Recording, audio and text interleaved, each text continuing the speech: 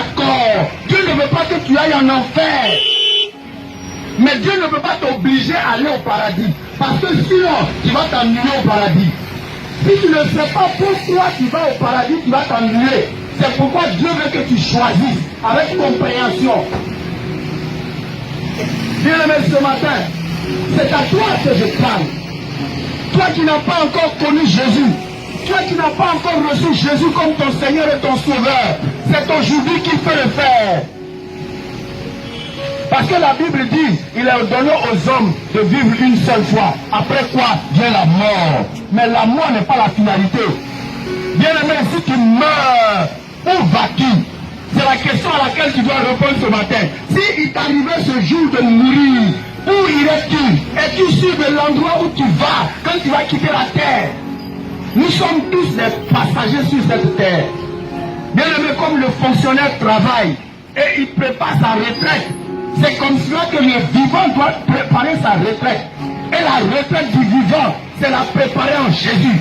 C'est mener ta vie en ayant accepté Jésus comme ton Seigneur et ton Sauveur. En ce moment seulement, si tu meurs, tu auras une retraite dorée parce que tu vas dans le royaume de Dieu.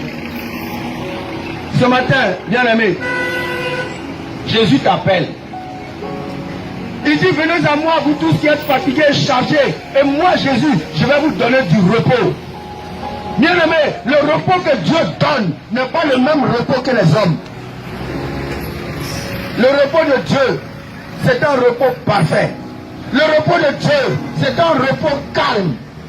Parce que c'est le salut. Jésus dit, je suis le chemin, la vérité et la vie. Jésus n'a pas dit, je suis un chemin. Ça veut dire qu'il n'en existe pas un autre.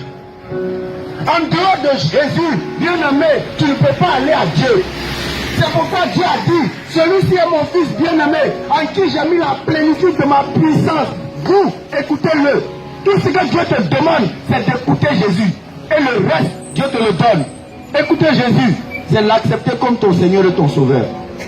Ce matin, est-ce que tu as Jésus dans ta vie? Bien-aimé, ce matin, quelle est la place que Jésus occupe dans ta vie? Quelle est la place que Jésus occupe dans tes pensées? Bien-aimé, comment est-ce que tu te vois en rapport avec Jésus? Est-ce que tu es en inimitié avec Jésus? Si c'est le cas, parce que tu es encore vivant, ce n'est pas tard. Tu peux changer de position. Si tu n'as pas encore reçu Jésus comme ton Seigneur et ton Sauveur, Dieu te fait la grâce, Dieu te fait la faveur, parce que tu es vivant, de corriger cette erreur.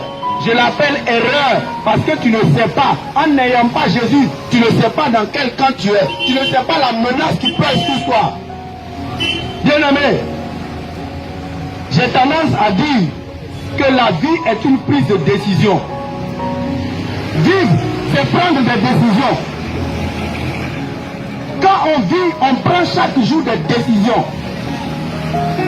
Mais les décisions qu'on prend sont en fonction des informations qu'on a.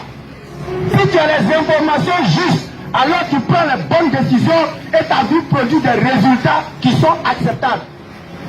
Et si tu as les informations fausses, ta vie va être déboire. Ta vie va être frustration. Parce que tout ce que tu vas faire va produire des résultats contraires à tes désirs. Alors, bien-aimé, ce matin, l'information qu'il te faut pour ta vie meilleure, c'est que si tu n'as pas Jésus, tu n'as pas la vie. Si tu n'as pas Jésus, bien-aimé, la condamnation de Dieu est suspendue sur ta tête. À quel moment Dieu va la faire tomber, tu ne sais pas. Alors ce matin, fuis la colère de Dieu. Reçois Jésus. Bien-aimé, c'est pour toi qu'on crie. Dieu même n'a pas besoin de toi. Il faut qu'on se parle franchement. Si tu es chrétien ou si tu n'es pas chrétien, ça fait quoi à Dieu? Que tu crois à Jésus, que tu ne crois pas à Jésus, ça ne change pas Dieu. Yes. Bien-aimé, on n'a pas besoin de te faire la cour pour que tu acceptes Jésus parce que c'est pour ton bien. Amen. C'est comme le médecin te